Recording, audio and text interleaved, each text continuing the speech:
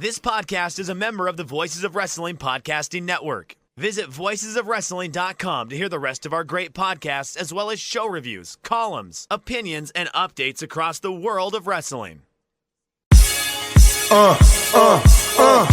Competition starting to get thick, it's the click, so I hope you watch your A-game. A-made, no rain from the track when we unite and spit. This is an A-game, better bring your A-game. Competition starting to get thick, it's the click, so I hope you watch your A-game. A-made, no rain from the AEW shows the all-in fight footage, and you and I have been texting all day. Fights, yes, fight in quotations, right? Between CM Punk and Jungle Boy backstage. And you and I were kind of hoping that it was going to be the lamest shit ever. And we prayed for it, and God answered our prayers. Boy, was this a shit show. It was worse than I expected. It really was. Like, so this is kind of where I came to on this, right? It was a whole lot of nothing, I thought. Yeah. I do think so. I think this thing, when you look at this, it's a Rorschach test, right? Like, it's one of those ink blot tests. So people don't know what that actual term means. It's you see what you want to see. So if you're a pro Punk guy, you're going to see everything go, CM Punk was right. He does, like, Jack Perry deserved all that. If you're an anti-Punk guy, you're going to look and go, what a dick. He took the first punch. He waited till Jack Perry's hands were in his hair to do anything. And then he went after Tony Khan, which you can kind of see him going after Tony Khan in that. So whatever you want to see, you saw. It verified everything you already thought about all this beforehand. And it was a colossal waste of time. It did nothing to further anything for this promotion. It actually took them a couple steps backwards. And I feel worse about being an AEW fan at this moment than I felt 1 week ago. I think we took a lot of positive shows and flushed them away for nothing. Yeah, I totally agree, because I feel like if you remove that segment, I thought Dynamite was like pretty decent, but after that segment airs, I felt like they just kind of let the air out of the show. 100% for me, because I was too busy I was like too distracted, like looking up memes. Me too. And telling jokes about the situation, right? Because they made a joke of themselves, and I get it that they were trying to turn it back into a storyline. But it's the most convoluted, like, bass-ackwards thing you can do, with the Young Bucks being heels. And in this situation, the CM Punk is like the heel in like real life, right? But the Young Bucks are heels on television, and they're presenting their heel CM Punk and saying this is, him pushing Jack Perry and getting him in like a front face lock when it looked like Jack was trying to. You're the wrestling coach. Did it kind of seem like he was like an attempt at like a double leg or something like that? He just kind of bent over and kind of went after him a little bit. I know CM Punk pulled his head down a little bit, but it kind of looked like Perry went for like a god awful double leg. As a man who's spent his entire life dedicated to the sport of amateur wrestling, that was the worst display of wrestling I've ever seen between two adult men. Yes. I totally agree. So, and the whole thing is, okay, Punk pushes him again. Perry comes at him. He gets him into like a face lock, and then Joe just picks up Perry, and Chris Hero, pulls Chris Hero, and I think Jerry Lynn pulls CM Punk away, and then CM Punk goes over to Tony Khan, or actually he throws a punch at this point. So he does throw a punch towards Perry. I don't think it actually hit Perry, and I don't think anybody's ever reported that Perry got hit with a punch, but a punch was thrown and missed. CM Punk not known for great punches, and then he goes over and he kind of like shouts, and that's probably where he's telling Tony Khan that he's a fucking clown, right? And shouts, knocks over his monitor, and that put the fear of God into Tony, poor guy. And that was the whole thing. So I have multiple problems with this. I think it was, like you said, a waste of time. I don't think it furthered the storyline. In fact, I think it made the storyline worse. I'm like less interested in the match now. Yes. I'm more. And not only that, like they did this on the context of the show, right? Like on the context of the show. And just minutes before that, we got Swerve beating down Samoa Joe before his match. And like they go through a table and this and that. And so in the context of the show, this little miniature, so that's the fake part. But now we're going to go to the real part, when in reality, like it was just a couple of shoves, a punch that didn't land, and half-ass choke that got a guy fired. But we just saw Swerve like fucking attack Samoa Joe before the bell during his entrance. You know what I mean? So it's like in the context of the show, it just made no sense to even have it on the show. No. I think they regret their decision because of all the backlash and how badly they're being made fun of. They pulled the footage from everybody that had it. in fact to where I actually had to go like old school and screen record it, so I have it on my phone just in case anybody needs it. I got it.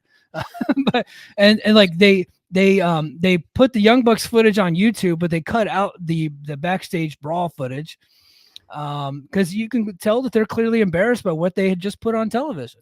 It was a colossal mistake. It was a disaster. They've been ridiculed for 24 hours now, and I hope they learn their mistake. Now, is this a death knell for AEW? Of course not. It's a step. It's a couple of steps back. They'll put on a couple of bangers. Dynasty's going to fucking rule, and they'll be back in no time. It's not going to be a big issue. No, I don't put any stock into last night's ratings. I don't think that's a success. I think that was a 1 week bump because they used an embarrassingly bad promotional tactic to cause everybody to come show up. They embarrass themselves, and I don't think that's going to lead to business next week. I could be wrong. I don't think it's going to. So for them to be excited about it and Tony Khan to be excited about it, take credit for CM Punk popping a rating. CM Punk and Sheldon from Big Bang Theory popping him some good ratings last night. I don't think he's got anything to be proud about there. So that and on top of that, we talked about it last week. Edge's promo from last week. Now it didn't hit with me because I didn't feel like it was necessary. Boy, in hindsight, he probably shouldn't have cut the promo because they just cut his fucking legs right under him by coming out and bringing it up again after last week they sent him out. I don't know if it was his idea or Tony's. I'm assuming it was his, but Tony's signed off on it. Clearly, they're not going to do it without like telling him. So he goes out there and talks about how we're going to stay out of the negative. We're going to, move on. I love pro wrestling. He puts over Cody, puts over everybody. Happy, joyous, and free. We're going into there. We're not even going to touch the subject. But fucking Tony and the Young Bucks, they just could not help themselves. They had to dig it back up, and they had to show the footage, and they only made themselves look worse.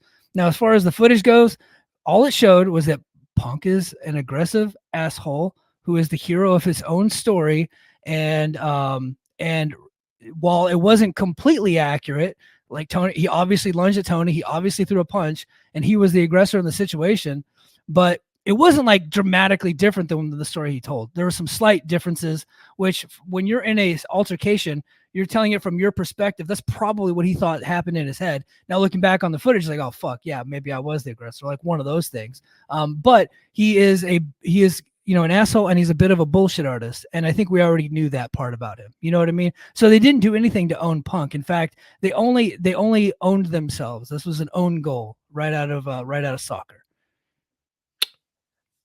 it's stupid, right? Yes. I don't even know if you can blame the Bucks on this. I'm pretty sure, from what I gathered, this was all Tony. Tony really felt motivated by this, unless you know something I don't know. Wade Keller said that. Wade Keller said this was all Tony. Mm-hmm. I think Sean Ross Sapp said something different, like that the Young Bucks were okay with it. So, well, being okay is not the same as it not being your idea, But it's Tony's promotion. He's in charge of everything. So the success falls on him and the failures fall on him. This is on him. It's absolutely on him.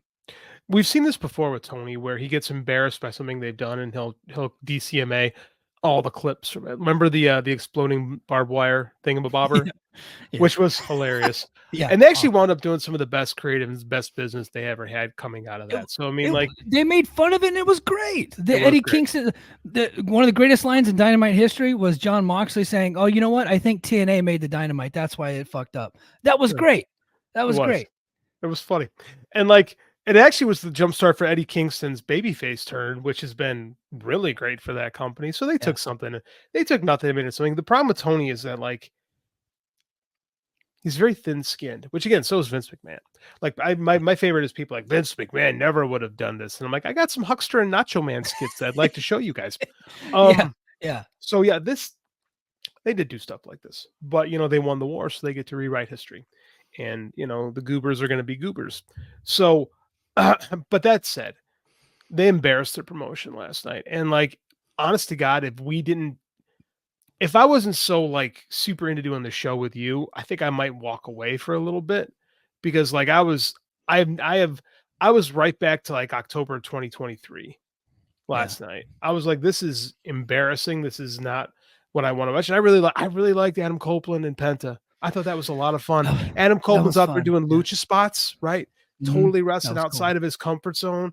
Like, and there was stuff on the show. I agree. It totally derailed the show. We had 2 women kissing, and even that couldn't even bring me back into enjoying the show. Yeah. Even that couldn't save it. Yeah. But it definitely it derailed it. It let the air out of it. The whole thing, man. Oh yeah.